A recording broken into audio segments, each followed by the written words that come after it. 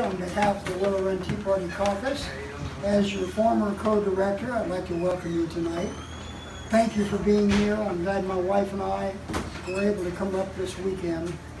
I did not know this was all going to come together this way, but I'm glad it did. Would you stand with me? I'm going to ask Mike. He's volunteered to lead the pledge, and then I will pray, and then I'll turn it back over to Dennis.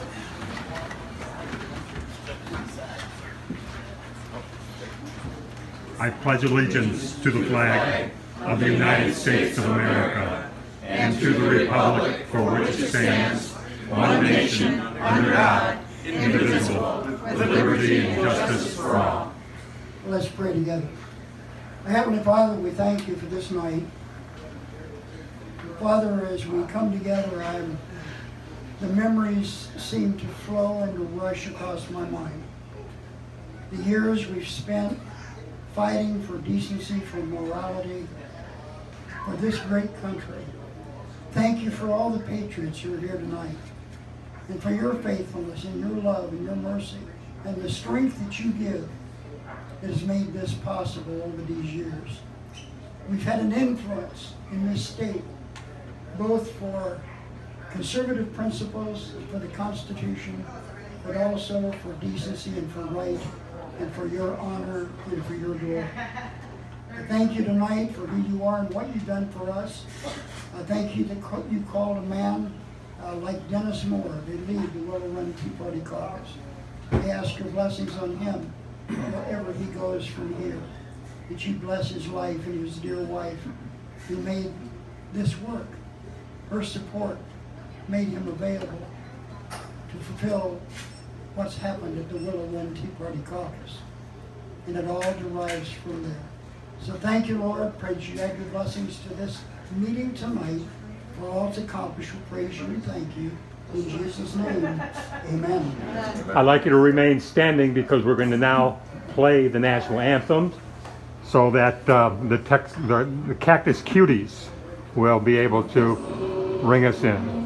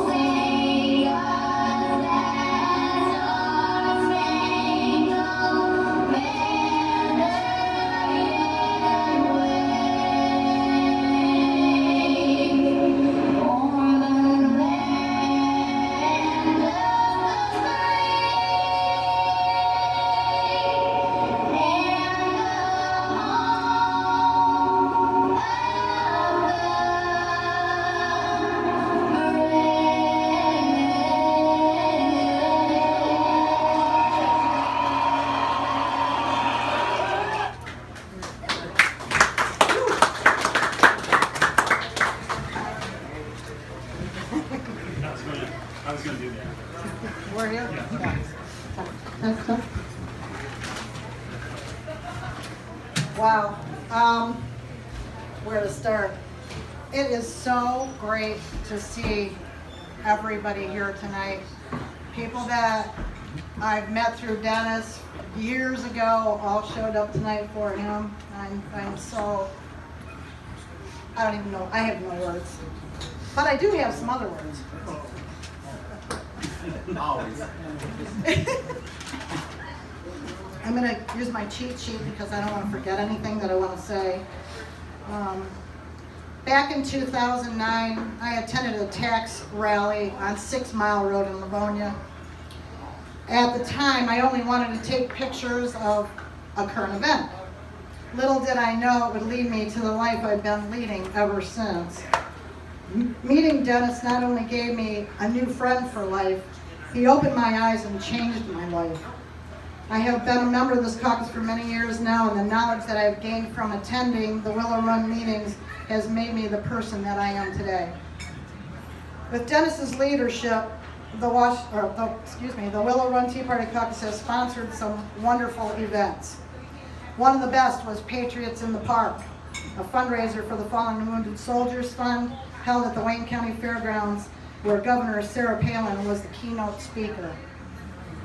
The caucus has given platforms to numerous candidates, including presidential candidate Herman Cain. We even had our own Rosie the Riveter, Lorraine Osborne, attend a meeting here, and other veterans that were recognized and thanked by our caucus, including World War II veteran Herman Deal, as well as Nick Wasajizik, Robert Streeter, James Gallagher, and Michael Siciliano. And ever close in our hearts, U.S. Army NOC Tony Lolio was recognized for his service and sacrifice with a surprise tribute in his honor. This caucus has been what it is because of Dennis. Charitable causes.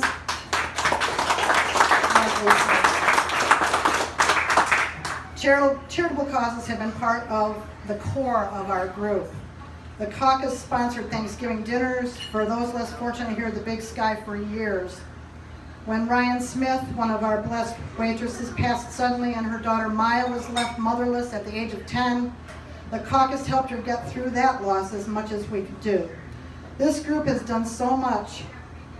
They were even written about and entered into the U.S. congressional record by Representative Carrie Benevolio. There's so much more that I could say, but time is not going to allow it. Dennis, you've been an inspiration to us all. How you stand up here for hours at a time without a script and manage to keep us all interested every week for years is beyond my comprehension. You're amazing. Linda, thank you for allowing him to lead us. I'm always going to value your friendships. God bless you both, safe travels, and good wishes on future endeavors.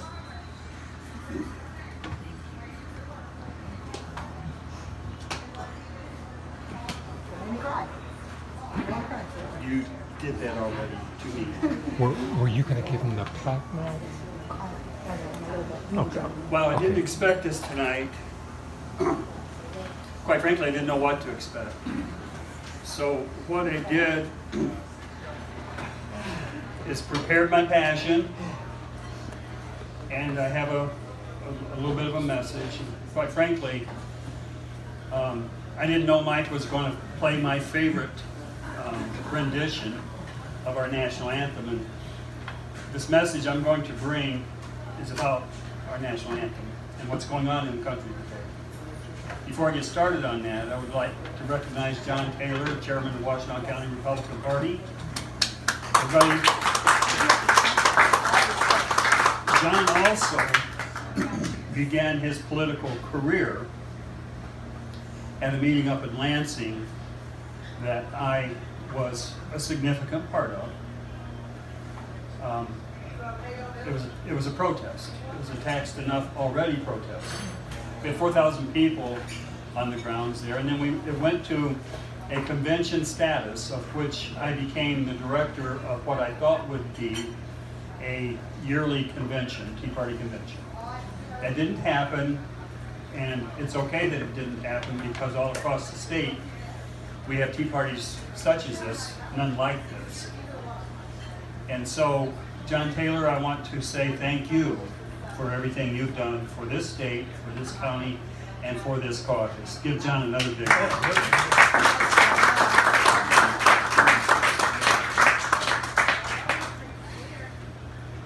Okay, I'm taking the mic.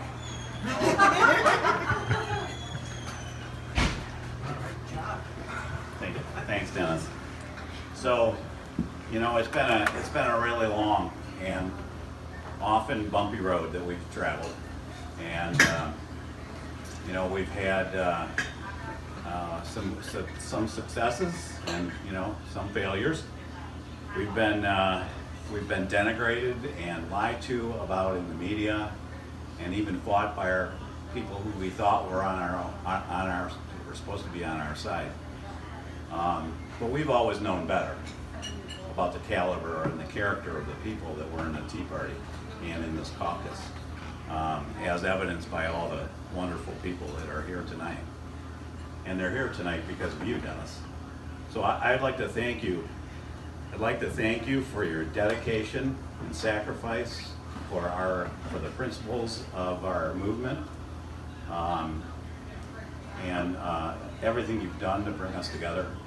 But most of all, I'd like to thank you for your friendship, Dennis.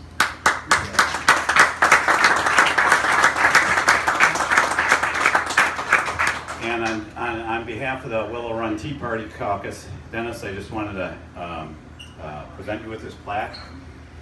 This is for your in appreciation for all your service and everything you've done over the years to keep us together and keep us motivated. Thank you.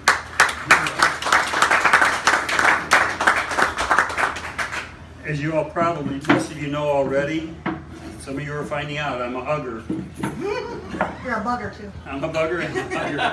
But I can get on people's nerves, that is true. I've got on the governor's nerves a couple of times. Good. And so I'm going to mention that the beginnings of my political awareness happened because of a flag.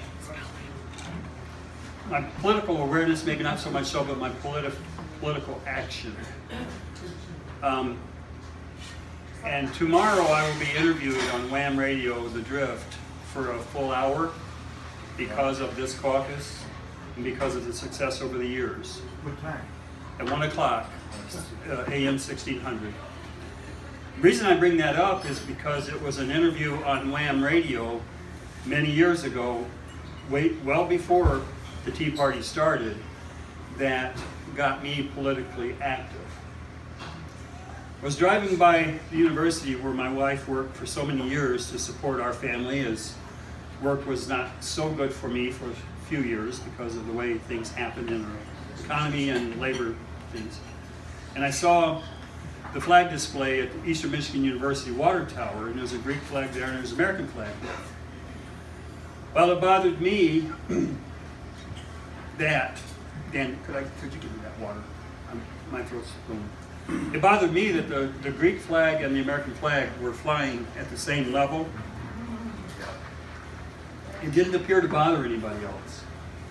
And in 2 weeks there was coming up a ceremony of dedication of Demetrius Ypsilanti, who had a bust there that was being cleaned, a marble bust. He was a Greek general, and therefore Ypsilanti is named after him, and they were going to honor him. But I don't believe you can honor with dishonor. If you're going to not uphold the federal flag code, then it is not honor. So according to the federal flag code, no national flag or international flag can fly on the same level or equal to, or superior prominence. So it motivated me to get on a tour, which I did. I went around. Whenever I saw a flag that was not being displayed properly, I would go to the owner and ask him to display it properly. Well, I guess the word got around, and a newspaper article was written. And Wham Radio had a talk show host at that time, you all will remember, called Ted Heisel. Who remembers Ted Heisel on Wham Radio? I do. So he called me up and wanted to do an interview, wanted me to come up to the radio station and interview me about what motivated me to do these things for the flag. And I was scared. I was shaking. I wasn't up for it, but I did it. So I started with my political activism with the flag. Now I'm not going to end with it, but it's a little bit ironic that as the director of the Willow Run Tea Party Caucus, on this day that is my last presentation, I will end my directorship with another interview with WAM Radio, and it's going to be largely about the flag, and it's going to be about what that flag means to me. This flag, this particular flag, I might as well say it now, I want to dedicate this flag to the Willow Run Tea Party Caucus and hope that you will remember the significance of this flag. My daughter, who quite frankly was a little concerned about me because I was doing so many things and they didn't understand, but when they did understand, my daughter in New Hampshire honored me by talking to her senator, Senator Judd, and Congressman Bentivolio will understand these things. You can pay to have a recognition on your birthday and have a flag flying over the Capitol building. And for $20, I think it was, you can have a presentation. And this flag on my birthday flew over the Capitol building in Washington, D.C. To me, there are a lot of those flags that have done that. But to me, it was a big honor because my daughter recognized what I was doing. And so this flag I give to the Willow Run Tea Party Caucus. And every time you say pledge, do not remember me, but remember the dedication that men and women who have fell in favor of that flag have given. John. Dennis, you know, I was a little remiss. I should have read what was on your plaque. So could you show it to everybody and just read it to us? I'm Okay. sure everybody wants. Yeah. I'm sure everybody would like to know. That was remiss too. Wow.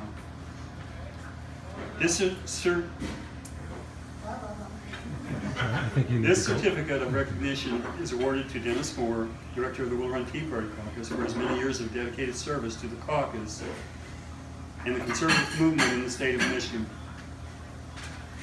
Presented this 13th day of October 2017 by the Willow Run Tea Party Caucus, and thank you so much. I will forever hold this dear.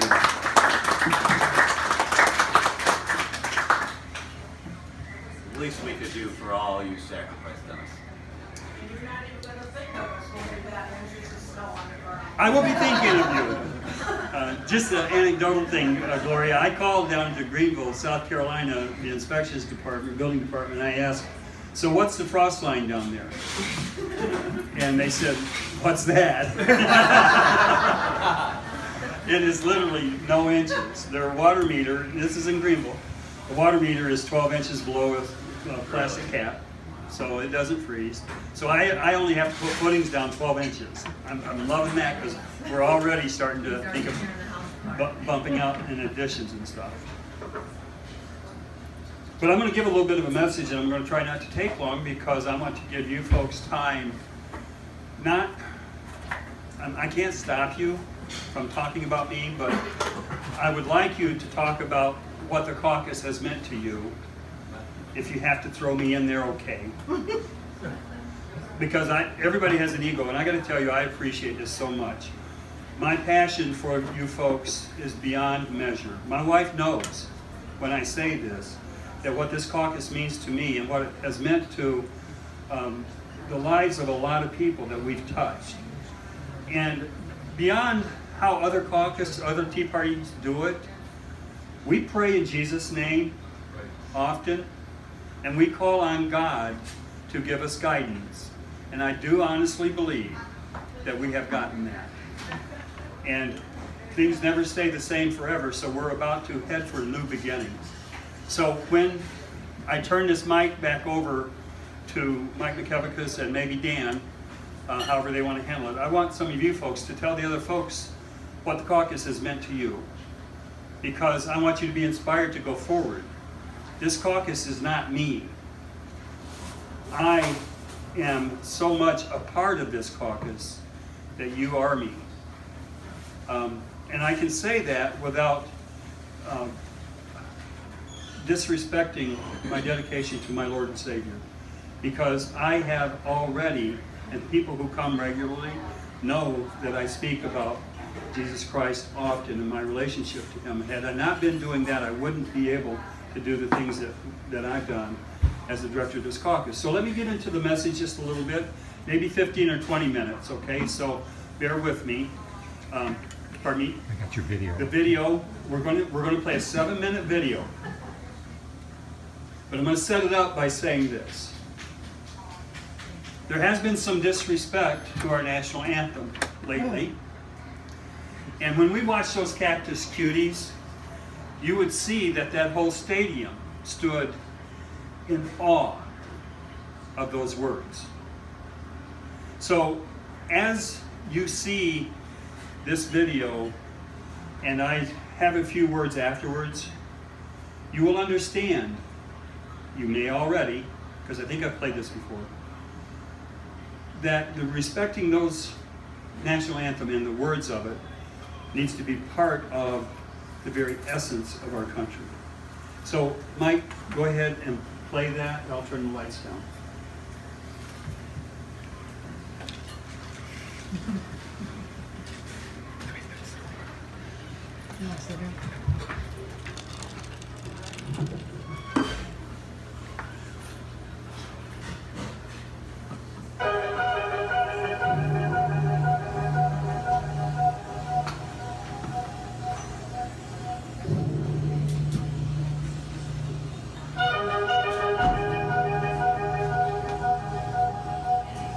Was a lawyer once. His name was Caucus. He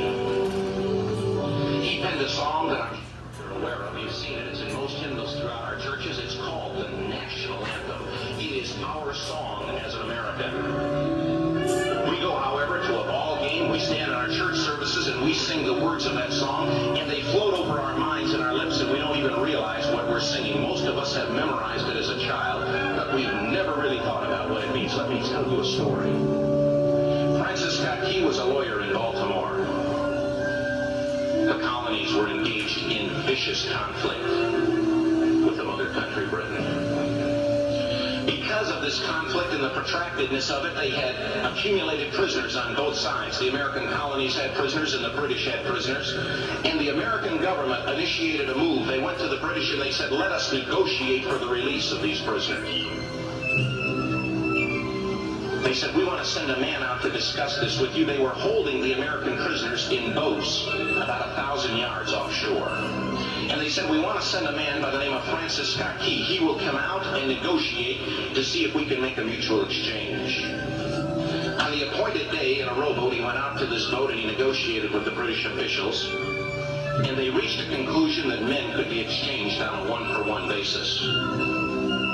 Caucus, jubilant with the fact that he'd been successful, went down below in the boats, and what he found was a cargo hold full of humanity, men. And he said, men, I've got news for you tonight. You're free. He said, tonight I have negotiated successfully your return to the colonies. He said, you'll be taken out of this boat, out of this filth, out of your chains.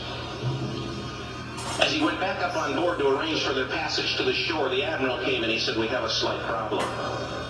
He said, we will still honor our commitment to release these men, but it'll be merely academic after tonight. It won't matter. And Caucus said, what do you mean? He said, well, Mr. Key, he said, tonight we have laid an ultimatum upon the colonies. Your people will either capitulate and lay down the colors of that flag that you think so much of, or you see that fort right over there, Fort Henry? He said, we're going to remove it from the face of the earth. He said, how are you going to do that? He said, if you will, scan the horizon of the sea. And as he looked, he could see hundreds of little dots. And he said, that's the entire British war fleet. He said, all of the gunpowder, all of the armament is being called upon to demolish that fort. It will be here within striking distance in a matter of about 2.5 hours. He said, the war is over. These men would be free anyway. He said, you can't shell that fort. He said, that's a large fort. He said, it's full of women and children. He says, it's predominantly not a military fort. He said, don't worry about it. They said, we've left them a way out. And he said, what's that? He said, do you see that flag way up on the rampart? He said, we have told them that if they will lower that flag, The shelling will stop immediately. And we'll know that they've surrendered, and you'll now be under British rule. Francis Scott Key went down below and told the men what was about to happen. And he said, how many ships? He said, hundreds. The ships got closer. Francis Scott Key went back up on top and he said, men, I'll shout down to you what's going on as we watch. As twilight began to fall, as the haze hung over the ocean as it does at sunset, suddenly the British war fleet unleashed. He says the sound was deafening. There were so many guns that there were no reliefs. He said it was absolutely impossible to talk or hear. He said suddenly the sky, although dark, was suddenly lit. And he says from down below, all he could hear the men, the prisoners, saying was, tell us where the flag is. What have they done with the flag? Is the flag still flying over the rampart? Tell us. 1 hour, 2 hours, 3 hours into the shelling, every time the bomb would explode and it would be close to the flag, they could see the flag in the illuminated red glare of that bomb, and Francis Scott Key would report down to the men below, it's still up. It's not down.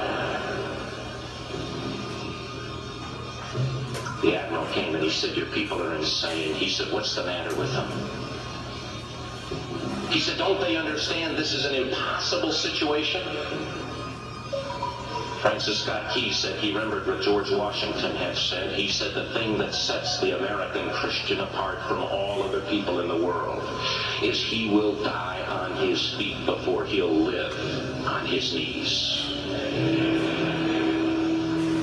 The Admiral said, we have now instructed all of the guns to focus on the rampart to take that flag down. He said, we don't understand something. Our reconnaissance tells us that that flag has been hit directly again and again and again, and yet it's still flying. We don't understand that. But he said, now we're about to bring every gun for the next 3 hours to bear on that point. Francis Scott Key said the barrage was unmerciful. All that he could hear was the men down below praying. The prayer, God, keep that flag flying where we last saw it. Sunrise came. He said there was a heavy mist hanging over the land, but the rampart was tall enough. There stood the flag, completely nondescript, in shreds. The flagpole itself was at a crazy angle. The flag was still at the top. Francis Scott Key went aboard and immediately went into Fort Henry to see what had happened. And what he found had happened was that that flagpole and that flag had suffered repetitious direct hits. And when it had fallen, but men, fathers, who knew what it meant for that flag to be on the ground, although knowing that all of the British guns were trained on it, walked over and held it up humanly until they died. Their bodies were removed and others took their place. Francis Scott Key said what held that flagpole in place at that unusual angle were patriots' bodies. He penned a song. Oh, say can you see by the dawn's early light what so proudly we hailed at the twilight's last gleaming? For the rocket's red glare, the bombs bursting in air, gave proof through the night that the flag was still there.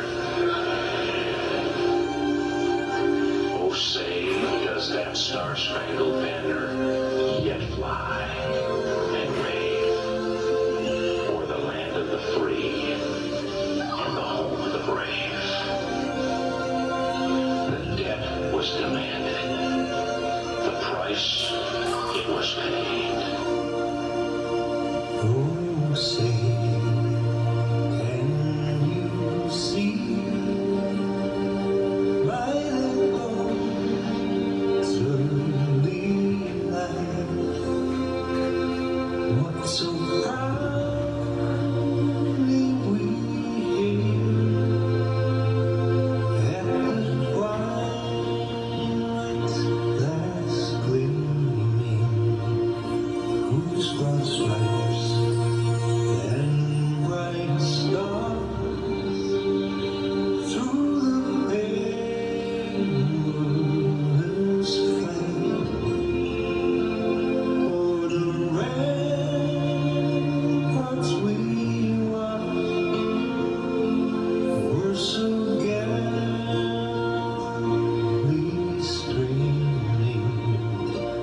and the rockets rang clear, the bombs bursting in, gave proof through the night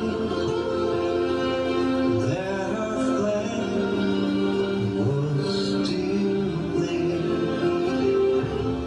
Oh, say, does that star-spangled banner yet wave o'er the land of the free and the home of the brave? Oh, say, does that star-spangled banner yet wave o'er the land of the free and the home of the brave?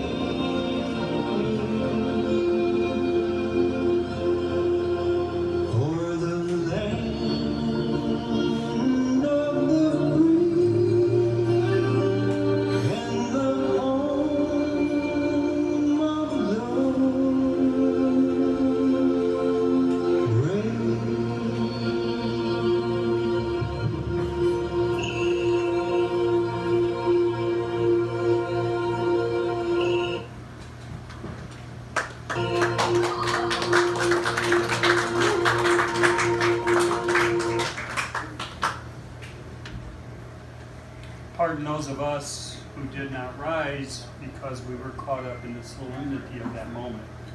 I'm guilty. But I was so engulfed in those words. And what I'm going to do is reconnect the mic.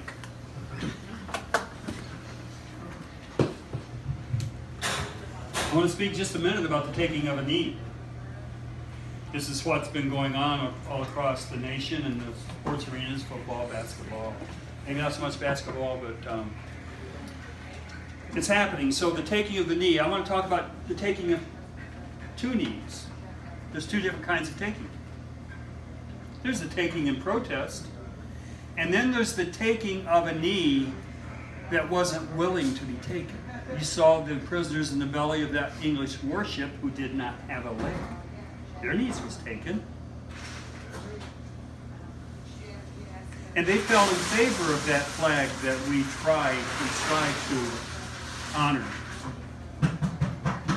So I'll mention his name. He has the right to protest, as we do. We got started with protest. It became something much more than taxed enough already. But Colin Kaepernick chose to take a knee. But knees were taken for his right to do that. So he's saying that Francis Scott Key was a slaveholder, and he was right. Most were in those days. But what Colin Kaepernick doesn't understand, or chooses not to understand,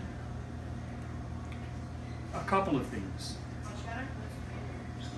is that this country was only in existence 60 years. 60 years as the whole world embellished slavery since Who knows when? Depends on when you want to call what slavery. But 60 years of the existence of this country, slavery as an institution was outlawed. And men and women gave a lot of knees. Men and women died to accomplish that, because it was repugnant and repulsive to a nation who knew right from wrong. Now, racism wasn't outlawed. That's something we're working on in this country, and it still exists. So Colin Kaepernick just needs to understand that we know racism exists. But I'm not going to sacrifice those who fell in favor of that flag to make a point of it. A couple of minutes, let me say this. The War of 1812 began because we declared war on England. And why did we do that? There's a word called impressment. I learned a new word. So England was going upon the seas, and they were accomplishing a thing called impressment. They were taking men from the ships and causing them to be engaged in service of the king on their ships. And it wasn't only on the sea. It was in North Africa. It was even at the time, the Dutch West Indies, this was a little previous to the War of 1812, but it led up to it, was taking black folks from North Africa, but they were being delivered by, and if Colin Kaepernick would do some study, he would appreciate this message, and then he would rise for the national anthem, because at this time they were Islamic ships who were only doing what they would do to embellish their coffers. These ships were not taking the slaves from North Africa. They were being delivered to them by the black African indigenous. They were being paid to bring these slaves to the slave ships of the Dutch West Indies, and these Islamic entities would be paid. But here's the thing. This is history. What your perspective is on what I'm saying, we just need to study it. There was an empire who made money on the slave ships. It was a privately owned central banking system.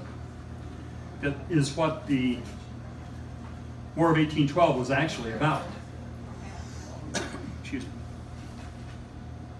They were populating the plantations here in America with slaves taken. And if we don't understand something about this, and if Colin Kaepernick doesn't understand, I'll say his name wrong several times. If he doesn't understand this, then we will never be at peace with our compatriot Americans. Because disinformation leads to warring factions in the streets, and that's what's happening. Francis Scott Keyes is said to be a racist because his words honored the American ships who were blowing up English ships. Guess, I did a little studying on this. Guess what were in the English ships paddling those ships? They were the black folks that were taken at sea. Some of them, not all of them. So Colin Kaepernick has even said it. He will not rise for a national anthem that honors a nation that killed black people in the English warships. They weren't there by choice. They were there because they were shanghaied. But they were still a threat to this country. And England had a notion that they could take their colony back because we weren't behaving very well. We didn't want that independently owned central bank that, quite frankly, the Rothschilds wanted. quite frankly, the Rothschilds owned a lot of those plantations that they needed staffed. Colin Kaepernick does not understand that this country only went 60 years before we outlawed the institution of slavery. It's never talked about. So when he talks about taking a knee, we should be reminded of the knees that were taken, that fell in favor of that flag, and the words of those people in the belly of that English warship who would say, after they had fallen, "Is that flag still there? Can you see it? Does it still wave?" And I'm afraid, my friends, that it is waving a lot less. In our schools, in our colleges, in our arenas. What's the answer? Well, the problem is communism wants to take over America, and the problem is that the socialists who believe that they want the Bernie Sanders type free everything for everybody don't understand that what happens with socialism when it fails is communism steps in. Every time in the history of the world, that's what happens. So they don't know what's coming. So we try to get good people elected. Look at what they did to Congressman Bentivolio. They didn't like him. I don't know of any real mistakes that he made. I don't know why Boehner booted him. It didn't really happen that way, but Boehner didn't support him. I think there was a move to replace him. What's the answer? I don't think the answer is getting people elected. You support them? You do. You support good people. You support pro-life people because it's the right thing to do. But it's not the answer. The answer really is in that verse.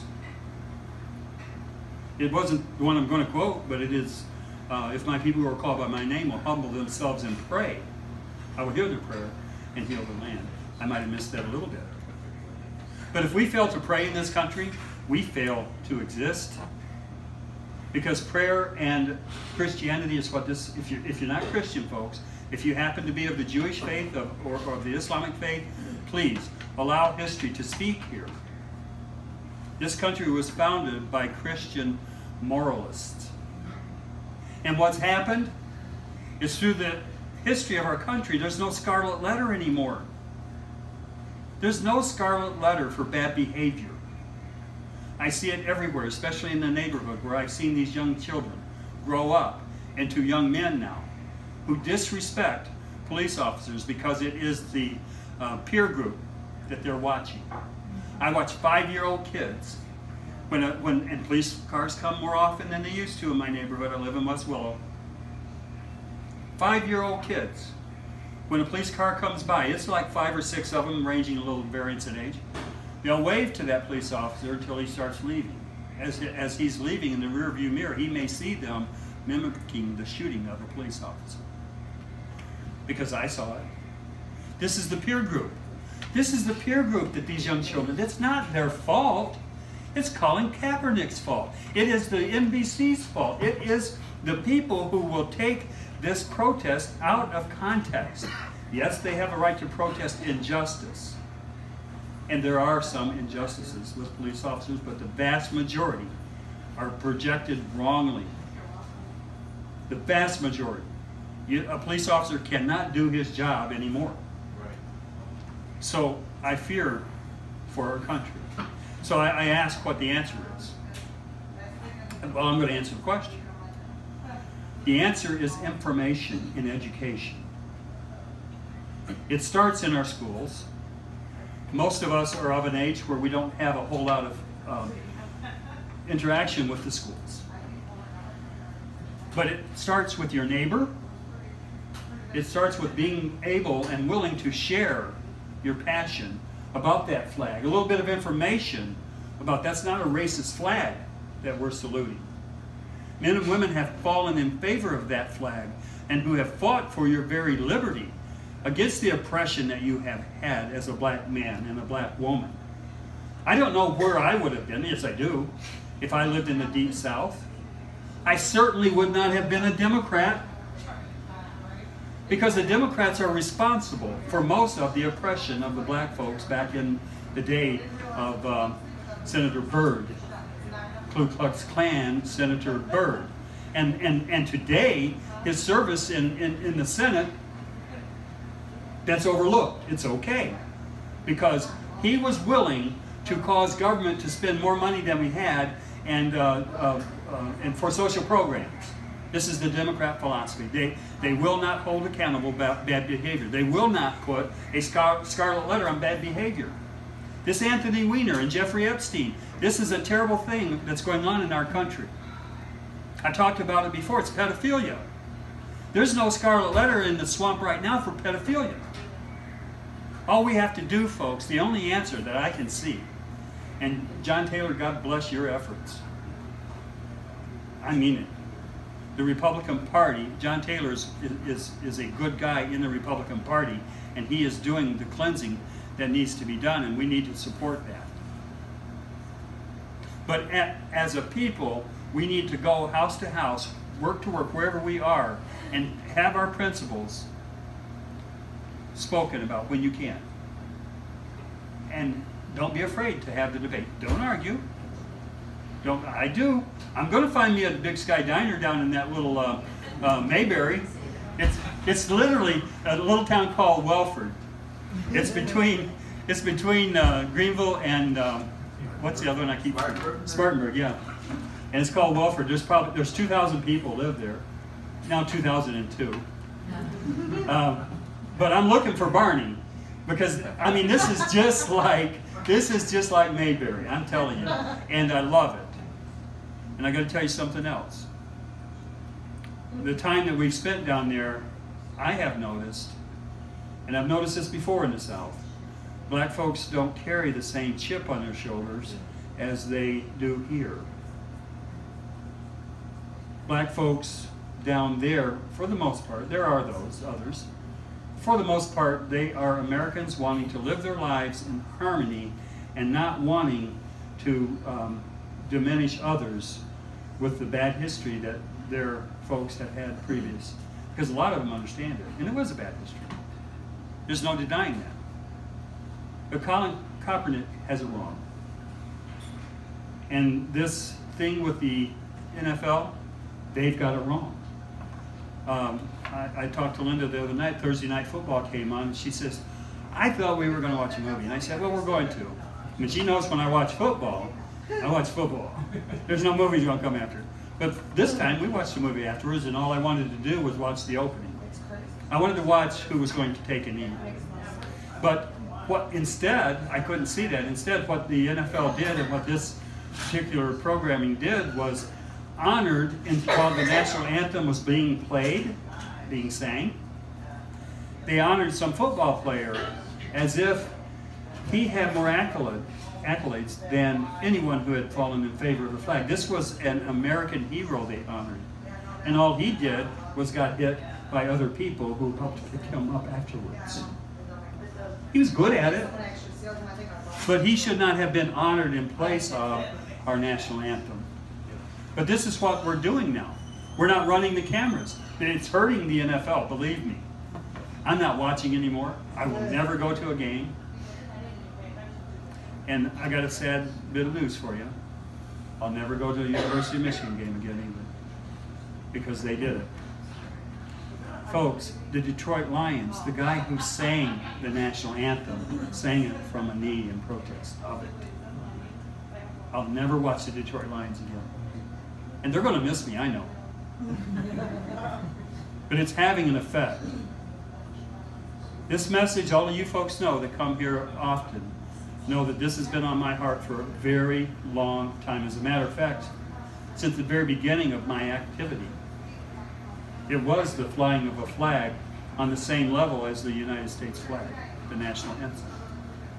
And to this day, if you want to drive over at Eastern Michigan University by the water tower, you will see most of the time that Greek flag flying 1 foot lower than the American flag.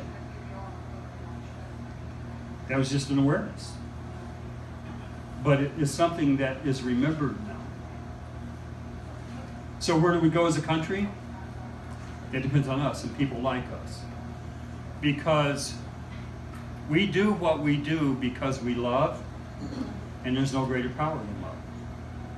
There is no greater power than love.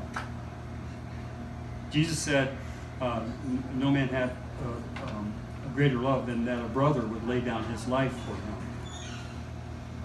Well, Jesus laid down his life for us in love. So it ought to be what motivates us to go out and even salvage this country in love. Because those little cactus cuties, the reason it's so special to me is they remind me of my grandchildren that I love. Those girls are all grown up now, and probably some of them may be liberal, some of them may be taking a knee even. But at that time in this country, we didn't take a knee in protest. I want our country to return to the scarlet letter that we would place on people who would disrespect the flag that so many people, a lot in this caucus right here, fell in favor of or even fought for. I can't speak to you enough about how that has motivated me from about, I think, 3 or 4 years back. They don't like me mentioning it, but the Bloomfields will never understand. They will never know how I'm inspired by their sacrifice. And this, George McConnell is shaking his head right now. He doesn't like his service being remembered, called upon, because it wasn't a fun thing that George did for this country in Vietnam. It's hard for George to remember. But he was among people who fell in favor of that flag. The same flag that Colin Kaepernick thinks is not worthy of his admiration or respect, because America was killing black people who were fighting against this country. There's a third verse of the national anthem that is not sang very often, and it's not, quite frankly, it's mistaken. It talks about the lives of those black people being sacrificed in the English warships. And Colin Kaepernick cites that in his protest, that we are murderous. You know, no, we're not. Because it was an evil entity that wanted to reclaim the colonies under the guise of another thing. So folks, I'm going to end this, and I'm going to turn the mic, I think, over to Dan. And Denise, I would love to get you involved in going around and being the one that, when somebody wants to speak, stand next to them. And Denise will, if you want to speak, Denise will stand next to you, and don't speak until she comes. But I want to hear from you. You know my passion, you know what I stand for, you know what I've done over these years. So, yeah, we don't have another mic. Our other mic is dead, so you'll have to speak up. And I want to hear from you, because as I recall and as I remember this night, I will remember the faces who speak in this next half hour or hour. And Linda and I will have to leave probably right around 10:45, no later, because we have a horrendous day tomorrow. And our whole week is pretty horrendous. But it's wonderful, we're excited, but it is a lot of work. So, as I turn the mic over to Dan, please say what you choose to say, and allow me to remember you by how much you love this caucus, because I know you do. Here, Dan.